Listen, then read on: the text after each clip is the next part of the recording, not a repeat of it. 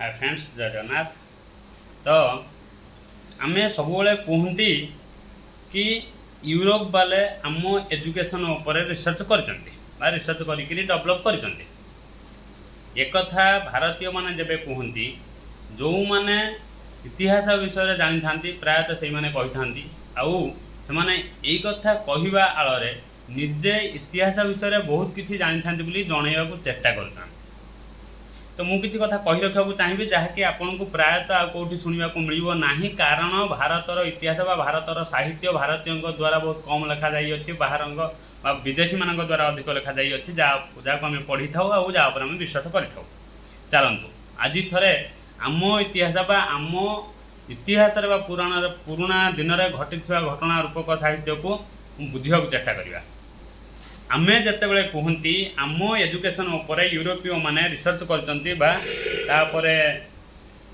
माने शिक्षा ताठू किसी ग्रहण कर दुनिया रे शिक्षित बोलिक निजक परिचय देते से भी एथर खुशी हुए से भी चाहती यूरोपीय माने चाहती भारत ता जीवन सारा भारतीय माने यही कथा ही कहतु कारण कारण हूँ या से लाज लगेनि कि लज्जित हुए यार कारण हूँ कौन यह कहवा द्वारा से आमको सीधा सड़क भाव में कौटना कौटी मूर्ख बोली प्रमाण करदे पारे कहीं आम शिक्षा जमीक आम वेद को आम पुराण साहित्य सब नहीं रिसर्च करते बोलिक बहुत लोकर चिंताधारा मत यह कौटना कौटी ठीक तापर भी सुधा से चाहती आम या कहूँ यार कारण प्रकृत कारण को बुझंतु माने भारतीय साहित्य भारतर इतिहास प्रकृत डीप इतिहास को बुझा चेष्टा करंतु।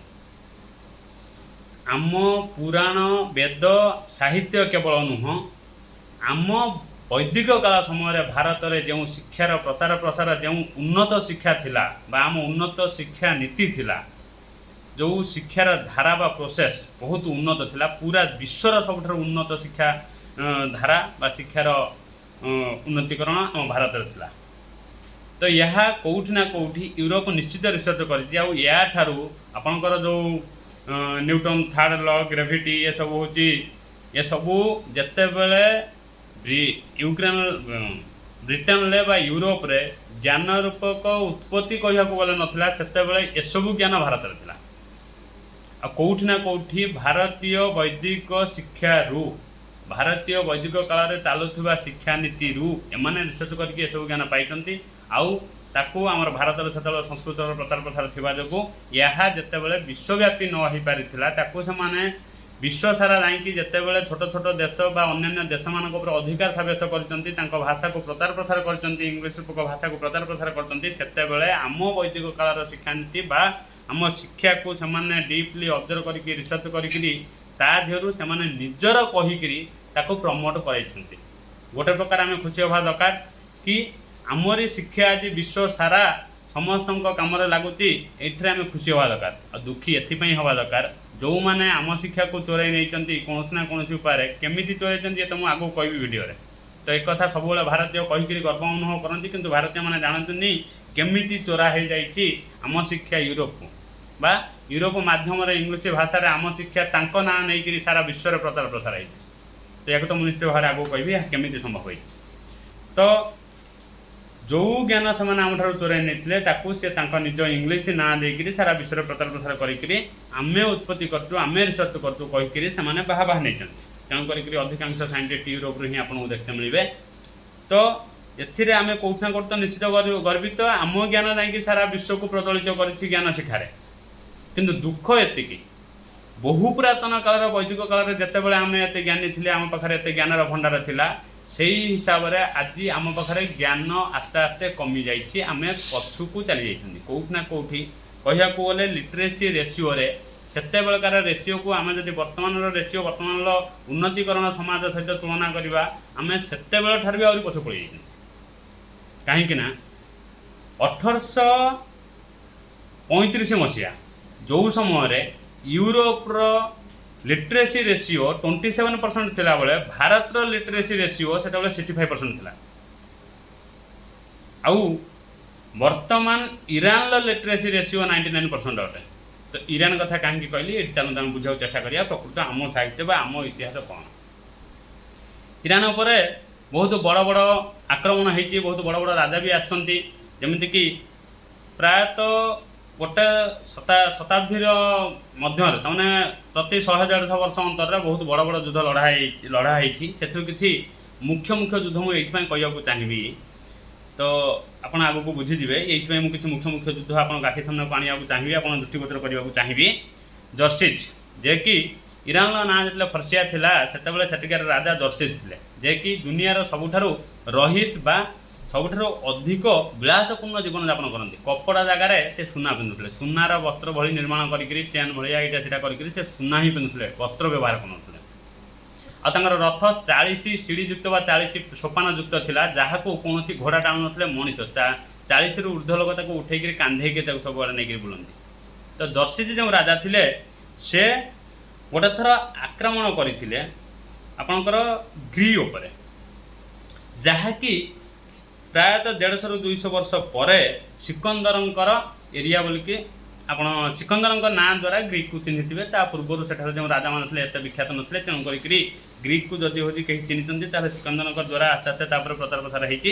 ତ ସିକନ୍ଦର ଶାସନ ଏରିଆ ବା ଶାସନ ଅଧୀନ ସ୍ଥାନ ଗ୍ରୀ, ଯାହାର ରାଜଧାନୀ ଇଥେନ୍। ଏହି ଇଥେନ୍କୁ ସିକନ୍ଦରଙ୍କ ଜନ୍ମର 150 ବର୍ଷ ପୂର୍ବରୁ ଜର୍ସିଜ୍ ସମ୍ପୂର୍ଣ୍ଣ ଜଳାଇ ଦେଇଥିଲେ। ଏହି ଇଥେନ୍ ରୂପକ ରାଜଧାନୀକୁ ସମ୍ପୂର୍ଣ୍ଣ ଜଳାଇକିରି ନଷ୍ଟ କରିଦେଇଥିଲେ ବା ବହୁତ ଲୋକଙ୍କର ନରସଂହାର କରିଥିଲେ। ତ ଏହି ଘଟଣାବଳୀର 150 ବର୍ଷ ପରେ ଯଦିଓ ସିକନ୍ଦର ଜନ୍ମ ହୁଅନ୍ତି, ସିକନ୍ଦର ଏଠିକାର ରାଜା ହେଲା ପରେ ସିଏ ଯେତେବେଳେ ଘଟଣାବଳୀକି ଶୁଣନ୍ତି, ଜାଣନ୍ତି, ସେତେବେଳେ ସିଏ ପ୍ରାୟତଃ ନିଶା କରୁଥିଲା ବେଳେ କୌଣସି ଲୋକଙ୍କର ପ୍ରୋତ୍ସାହନରେ ବା କାହାରି ଉସ୍କେଇବାରେ, ତ ଯାହା ବି ହେଉ, ଏହି ରାଗରେ ସିକନ୍ଦର ପରେ ଯେତେବେଳେ ଜର୍ସିଜ୍ ଆକ୍ରମଣ କରିଥିଲେ ଗ୍ରୀର ଇଥେନ୍ ଉପରେ, ସେତେବେଳେ ମସିହା କହିଲେ ସେତେବେଳେ ବିସି ଚାଲିଥିଲା, ବିଫୋର କ୍ରାଇସିସ୍, ଈସା ମସିହଙ୍କ ଜନ୍ମର 480 ବର୍ଷ ପୂର୍ବ। ତ ସେତେବେଳେ ଜର୍ସିଜ୍ ଏହି ଜାଗାକୁ ଆକ୍ରମଣ କରିଥିଲେ। ସିକନ୍ଦରଙ୍କର ଯେଉଁ ଶାସନ ଅଧୀନ ଏରିଆ, ତାର ରାଜଧାନୀ ଇଥେନ୍ ଉପରେ ଆକ୍ରମଣ କରିଥିଲେ, ଜାଳି ଦେଇଥିଲେ। 480 ବିସି, ମନେ ରଖିନିଅନ୍ତୁ। ଇଏ ଆପଣଙ୍କୁ ଇତିହାସରେ ମିଳିବା କଷ୍ଟକର ହେବ, ଆଉ କିନ୍ତୁ 100% ଫ୍ୟାକ୍ଟ ହିଁ କହୁଛି।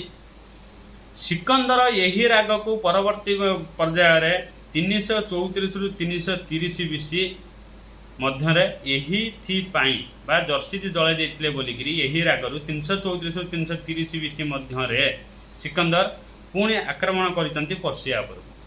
ତ ପର୍ସିଆକୁ ଆକ୍ରମଣ କରିକିରି ପର୍ସିଆର ସେତେବେଳେ ରାଜଧାନୀକୁ ଏବଂ ଯେତେ ସମ୍ଭ୍ରାନ୍ତଶୀଳ ସହର, ସବୁ ଭଲ ଭଲ ଦୁର୍ଗ, ଏସବୁକୁ ବହୁତ ବହୁତ ଭୟଙ୍କର ଭାବରେ ନଷ୍ଟଭଷ୍ଟ କରିଛନ୍ତି, ଜାଳି ବି ଦେଇଛନ୍ତି। 334ରୁ 330, ତାମାନେ 4 ବର୍ଷ ଧରିକି ଯୁଦ୍ଧ ସେ ହେଉଛି ଲଢ଼ିଥିଲେ। ସିକନ୍ଦର ପର୍ସିଆକୁ ନଷ୍ଟ କରିଥିଲେ।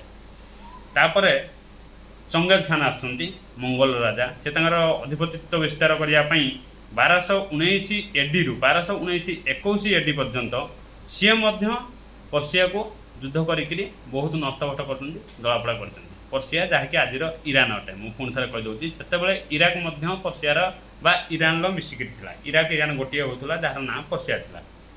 ତା କିଛି ବର୍ଷ ପୂର୍ବେ ଚଙ୍ଗେଜ୍ ଖାନ୍ଙ୍କର ନାତି ହୁଲାକୁ ଖାନ୍ ମଧ୍ୟ 1256 ADରୁ 1258 AD ମଧ୍ୟରେ ପୁଣି ପର୍ସିଆକୁ ଆକ୍ରମଣ କରିଛନ୍ତି। ତ ଯେତେବେଳେ ଚଙ୍ଗେଜ୍ ଖାନ୍ ଆକ୍ରମଣ କରିକିରି ବହୁତ ନଷ୍ଟଭଷ୍ଟ କରିଥିଲେ, ତା ଦେହରୁ ଯେଉଁମାନେ ବଞ୍ଚିକି ରହିଥିଲେ, ସୁସ୍ଥ ହୋଇଯାଇଥିଲେ, ପୁଣି କାଳେ ଭବିଷ୍ୟତରେ ମଙ୍ଗୋଲକୁ ଆକ୍ରମଣ କରିପାରନ୍ତି, ଏହାର ମଜବୁତୀକରଣ ପାଇଁ, ମଙ୍ଗୋଲର ସୀମା ମଜବୁତୀକରଣ ପାଇଁ ପୁଣି ଥରେ ଆକ୍ରମଣ କରିଛନ୍ତି ଚଙ୍ଗେଜ୍ ଖାନ୍ଙ୍କର ନାତି ହୁଲାକୁ ଖାନ୍। ତ ହୁଲାକୁ ଖାନ୍ ଆକ୍ରମଣ କଲାବେଳେ ସିଏ ଗୋଟେ ଜିନିଷ ଅବଜର୍ଭ କଲେ ବା ବୁଝିବାକୁ ଜାଣିବାକୁ ଚେଷ୍ଟା କଲେ, ଚଙ୍ଗେଜ୍ ଖାନ୍ ତାମାନେ ତାଙ୍କ ଦାଦା ଏତେ ପରିମାଣରେ ଭୟଙ୍କର ଭାବରେ ନଷ୍ଟଭଷ୍ଟ କଲା ପରେ ପୁଣି ଆସ୍ତେ ଆସ୍ତେ କମ୍ ଦିନ ଭିତରେ ସକ୍ରିୟ ଏବଂ ଏତେ ସୁନ୍ଦର ଭାବରେ ପର୍ସିଆ ଗଢ଼ି ଉଠିବାର କାରଣ କ'ଣ? ଇଏ ଜ୍ଞାନର ସ୍ରୋତ ୟାଙ୍କୁ କେଉଁଠୁ ମିଳିଛି? ତ ସେଠୁ ସେ ଜାଣିବାକୁ ପାଇଲେ ଯେଉଁ ଇରାନ ବା ପର୍ସିଆର ବାଗଦାଦ ବୋଲି ଗୋଟେ ଜାଗା, ମାନେ ତାଙ୍କ ରାଜଧାନୀ ପାଖାପାଖିରେ ବାଗଦାଦ ବୋଲିକିରି ଗୋଟେ ଜାଗା, ଯେଉଁଠିକି ନାଳନ୍ଦା ଠାରୁ ଆହୁରି ମହାନ ଏବଂ ବିରାଟ ବିଶ୍ୱବିଦ୍ୟାଳୟ ଥିଲା। ଏଇଥିପାଇଁ ମୁଁ ଆପଣଙ୍କୁ ଏସବୁ ଯୁଦ୍ଧ ବିଷୟରେ ଆପଣଙ୍କୁ ଏପର୍ଯ୍ୟନ୍ତ କହୁଥିଲି। ଆମର ସମ୍ପର୍କ ଏଇଠୁ ଆସେ ଆଜ୍ଞା, ଆପଣ ଜାଣିଥିବେ ଯେତେବେଳେ ସିନ୍ଧୁଘାଟି ସଭ୍ୟତା ଭାରତରେ ଚାଲିଥିଲା, ସିନ୍ଧୁଘାଟି ସଭ୍ୟତା ସମୟରେ ମଧ୍ୟ ଆମର ଫାରସ ବଙ୍ଗାଳ ଖାଡ଼ିରୁ ଫାରସ ଖାଡ଼ି ପର୍ଯ୍ୟନ୍ତ ବେପାର ଚାଲିଥିଲା ବା ଭାରତୀୟମାନେ ଫାରସ ସହିତ ସମ୍ପର୍କ ଉତ୍ତମ ରଖିଥିଲେ, ବେପାର କରୁଥିଲେ। ଆଉ ସେତେବେଳେ କୌଣସି ପ୍ରକାର ଦ୍ରୁତଗାମୀ ତାମାନେ ଉଡ଼ାଜାହାଜ ଭଳି ଜିନିଷର ଆବିଷ୍କାର ନ ହୋଇଥିବା ଯୋଗୁଁ ଜଳପଥରେ ଯାଇକରି ବେପାର କରିବା, ଦୀର୍ଘ ଦିନ ଧରି ସେଠାରେ ରହିବା ଆଉ ସମ୍ପୂର୍ଣ୍ଣ ସମ୍ପର୍କ ଉତ୍ତମ ସୁନ୍ଦର କରିବା, ତ ଏସବୁ ବେପାର କରିବା ପାଇଁ ନିହାତି ଆବଶ୍ୟକ ଥିଲା ଏବଂ ସୁନ୍ଦର ଉତ୍ତମ ସମ୍ପର୍କ ଆମର ପର୍ସିଆ ବା ଫାରସ ସହିତ ଥିଲା, ଯାହାକି ଆଜିର ଇରାନ। ତ ଏଇ ଯେଉଁ ସୁନ୍ଦର ସମ୍ପର୍କ ଦୀର୍ଘ ଦିନ ଧରି ସେଠାରେ ରହିବା ଏବଂ ବାଣିଜ୍ୟ କରିବା, ଏଥିପାଇଁ ଆମ ଭାରତରୁ ଯାଉଥିବା ବୁଦ୍ଧିଜୀବୀ ଉନ୍ନତ ଶ୍ରେଣୀୟ ଲୋକମାନେ ଯେତେବେଳେ ଯାଉଥିଲେ ସେ ନିଜର ଶିକ୍ଷା ଦୀକ୍ଷା ବା ହେଉଛି ନିଜର ଶିକ୍ଷା ବସ୍ତୁ ଗୁଡ଼ିକ ମଧ୍ୟ ନେଇକରି ଯାଉଥିଲେ। ଆସ୍ତେ ଆସ୍ତେ ଧୀରେ ଧୀରେ ଏହି ଯେଉଁ ବେପାର କାଳ ଏଠୁ ଆମର ସିନ୍ଧୁ ସଭ୍ୟତା ସମୟରୁ ଆରମ୍ଭ ହୋଇକରି ବହୁଦିନ ପର୍ଯ୍ୟନ୍ତ ଚାଲି ଆସିଥିଲା, ଯାହାକି ଏହି ବହୁଦିନ ମଧ୍ୟରେ ଆମର ବୈଦିକ କାଳ ମଧ୍ୟ ଚାଲିଥିଲା। ଆଉ ଏ ବୈଦିକ କାଳରେ ଭାରତ ଜ୍ଞାନର ବହୁତ ବଡ଼ ଭଣ୍ଡାର ପ୍ରାପ୍ତି କଲା ଭଳି ମୁନି ଋଷିମାନଙ୍କ ଦ୍ୱାରା ବହୁତ ଜ୍ଞାନ ସର୍ବସାଧାରଣ ମଧ୍ୟକୁ ମଧ୍ୟ ଆସିଥିଲା ଆଉ ବହୁତ ଜ୍ଞାନର ଉତ୍ପତ୍ତି ଭାରତରୁ ହୋଇଥିଲା। ଆଉ ଏଇସବୁ ଜ୍ଞାନ ଭାରତର ଯେଉଁମାନେ ବୁଦ୍ଧିଜୀବୀ ଶିକ୍ଷିତ, ସେତେବେଳକାର ଶିକ୍ଷିତ ଏବଂ ଉନ୍ନତମାନର ଲୋକ ଥିଲେ, ବେପାର କରିବା ପାଇଁ ଫାରସ ଯାଉଥିଲେ, ତ ସେମାନେ ଏଇସବୁ ଜ୍ଞାନକୁ ତାଙ୍କ ସାଥିରେ ନେଇକରି ଫାରସରେ ପହଞ୍ଚାଇଥିଲେ ବା ସେଠି ରହୁଥିଲେ, ପଢ଼ୁଥିଲେ, ସେ ଜ୍ଞାନ ସେଠି ମଧ୍ୟ ଚର୍ଚ୍ଚା କରୁଥିଲେ, ବାଣ୍ଟୁଥିଲେ। ଧୀରେ ଧୀରେ ଏମିତିକି ଭାରତର ବୈଦିକ କାଳର ଜ୍ଞାନ ଆସ୍ତେ ଆସ୍ତେ ତା'ର ଐଶ୍ୱର୍ଯ୍ୟ ବା ତା'ର ଶକ୍ତି ଦେଖାଇବାକୁ ଲାଗିଲା ଫର୍ସିଆରେ ଯେତେବେଳେ ଭାରତୀୟ ଜ୍ଞାନକୌଶଳ, ଭାରତର ଜ୍ଞାନକୁ ସେମାନେ ଦେଖିବାକୁ ଲାଗିଲେ ବା ବୁଝିବାକୁ ଲାଗିଲେ, ସେଠୁ ସେମାନେ ଭାରତର ବୈଦିକ ଜ୍ଞାନକୁ ଡିପ୍ଲି ରିସର୍ଚ୍ଚ କଲେ। ଯେଉଁ ରିସର୍ଚ୍ଚ କରିବା ଦ୍ୱାରା ସେମାନେ ତାଙ୍କର ସାଂସ୍କୃତିକ ଜ୍ଞାନ କୌଶଳ ସହ ଆମ ଭାରତୀୟ ବୈଦିକ ଜ୍ଞାନ କୌଶଳକୁ ପ୍ରାଥମିକତା ଦେଇ ବହୁତ ରିସର୍ଚ୍ଚ କରିକିରି ତା ଦେହରୁ ନିଚଡ଼ ବା ଉପଯୁକ୍ତ ମୂଲ୍ୟବୋଧ ଥିବା ଜ୍ଞାନମାନ ସେମାନେ ସେଠି ଲେଖିଥିଲେ ଏବଂ ସେଠିକାର ଶିକ୍ଷା ମଧ୍ୟ ଦିଆଯାଉଥିଲା। ଯାହାକି ମୁଁ ଆପଣଙ୍କୁ କହିଥିଲି, ବାଗଦାଦ ନାମକ ଜାଗା ଯାହାକୁ ନଷ୍ଟ କରିଥିଲେ ହୁଲାକୁ ଖାନ୍। ନାଳନ୍ଦା ଠାରୁ ଏହା ବହୁତ ବଡ଼ ବିଶ୍ୱବିଦ୍ୟାଳୟ ଥିଲା, ଯେଉଁଠିକି ଭାରତର ପ୍ରାଚୀନ ଜ୍ଞାନ ବହୁତ ପରିମାଣରେ ସଂଗୃହୀତ ହୋଇଥିଲା ଏବଂ ସେଠାରେ ଶିକ୍ଷା ମଧ୍ୟ ଦିଆଯାଉଥିଲା। ତ ଗୋଟେ ପ୍ରକାର ଭାରତୀୟ ବାଣିଜ୍ୟକାରୀମାନଙ୍କ ଦ୍ୱାରା ଭାରତର ଜ୍ଞାନ ପ୍ରଚାର ପ୍ରସାର ଏମିତି ଭାବରେ ହୋଇଥିଲା। ଆଉ ଏହି ଜ୍ଞାନ ଡିପ୍ଲି ଯେତେବେଳେ ଅବଜର୍ଭ କରିଥିଲେ ଇରାନୀମାନେ ବା ଫରାସ ଲୋକମାନେ, ଏହି ଜ୍ଞାନର ଯେତେବେଳେ ଶିକ୍ଷା ସେମାନେ ନେଉଥିଲେ, ୟୁରୋପୀୟମାନେ ଯେବେ ଜାଣିବାକୁ ପାଇଲେ ଇରାନ ବା ଫରାସର ଏ ଜ୍ଞାନର ସ୍ରୋତ ଭାରତରୁ ଆରମ୍ଭ, ତ ସେମାନେ ସେଠୁ ଆସ୍ତେ ଆସ୍ତେ କ'ଣ କଲେ, ଭାରତରୁ ସେମାନେ ସିଧାସଳଖ ଜ୍ଞାନକୁ ନେଇନଥିଲେ। ଭାରତର ଜ୍ଞାନକୁ ସେମାନେ ବା ୟୁରୋପ, ଯାହାକି ଫରାସ ପାଖରେ ଆବଶ୍ୟକ, ଫାରସ ପାଖରେ ଉପସ୍ଥିତ, ତ ୟୁରୋପୀୟମାନେ ଧୀରେ ଧୀରେ ଫିଜିକାଲି ଜ୍ଞାନ ଗୁଡ଼ିକୁ ସଂଗ୍ରହ କଲେ ଫାରସରୁ ବା ଇରାନରୁ। ତ ତେଣୁ କରିକି ଆମେ ଯେବେ କୁହନ୍ତି ଆମର ବେଦଶାସ୍ତ୍ର ଏସବୁରେ ଥିବା ଜ୍ଞାନକୁ ୟୁରୋପୀୟମାନେ ବା ବ୍ରିଟେନ ମାନେ ରିସର୍ଚ୍ଚ କରିଛନ୍ତି ଆଉ ଆମ ଜ୍ଞାନର ଜ୍ଞାନୀ ହୋଇଛନ୍ତି, ଏକଥା ପ୍ରମାଣ କରିବା ପାଇଁ ଆମ ପାଖରେ କୌଣସି ପ୍ରକାର ସିଧାସଳଖ ସ୍ରୋତ ନଥିବାରୁ ସେମାନେ ବି ଖୁସି ହୁଅନ୍ତି ଭାରତୀୟ ଏମିତି ଭୁଲ ଚିନ୍ତାଧାରାରେ ଜୀବନସାରା ରହିଥାନ୍ତି।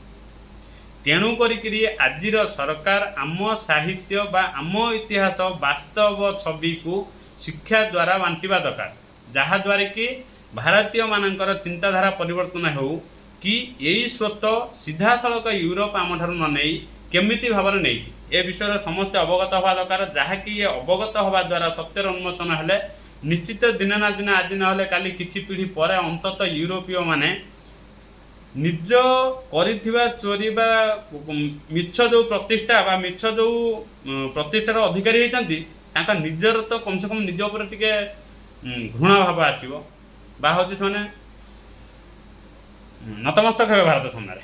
ଆଉ ଯେଉଁ ପର୍ଯ୍ୟନ୍ତ ଭାରତ କହୁଥିବ ସେମାନେ ଆମ ଜ୍ଞାନର ଅଧିକାରୀ, ସେମାନେ ଆମ ଜ୍ଞାନର ଜ୍ଞାନୀ ହୋଇଛନ୍ତି, ସେ ପର୍ଯ୍ୟନ୍ତ ସେମାନଙ୍କୁ କିଛି ଫରକ ପଡ଼ିବନି। କାହିଁକି ନା ତୁମ ପାଖରେ କୌଣସି ପ୍ରକାର ସ୍ରୋତ ନାହିଁ, ତୁମ ପାଖରେ କୌଣସି ପ୍ରକାର ଆଧାର ନାହିଁ ତାକୁ ପ୍ରମାଣ କରିବା ପାଇଁ କି ତୁମଠାରୁ ସେ ସିଧାସଳଖ ଜ୍ଞାନ ନେଇକି ଯାଇଛନ୍ତି।